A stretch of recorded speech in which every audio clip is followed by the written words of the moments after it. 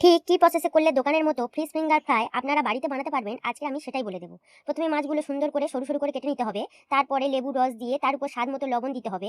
পরিমাণ মতো আদা রসুন বাটা গোলমরিচ দিয়ে সুন্দর করে মেখে 10 মিনিটের মতো রেখে দিতে হবে। তারপর একটা পাত্রে ডিম নিয়ে ডিমটা ফেটিয়ে নিয়ে তার মধ্যে কাসুন্দি দিয়ে আবারও ভালো করে ফেটে নিয়ে তার সঙ্গে অল্প অল্প করে ময়দা দিয়ে ভালো করে মেখে একটা আঠালো ব্যাটার তৈরি করে নিতে হবে। তার মধ্যে ব্যাটারটা মাছের উপর ঢেলে দিয়ে ভালো করে মেখে 5 মিনিট রেখে দিয়ে ব্রেড কামের উপরে কোট করে নিয়ে মাঝারি আঁচে তেলে ফেলে সোনালিভাবে ভেজে নিলেই হয়ে যাবে ফিশ ফিঙ্গার ফ্রাই।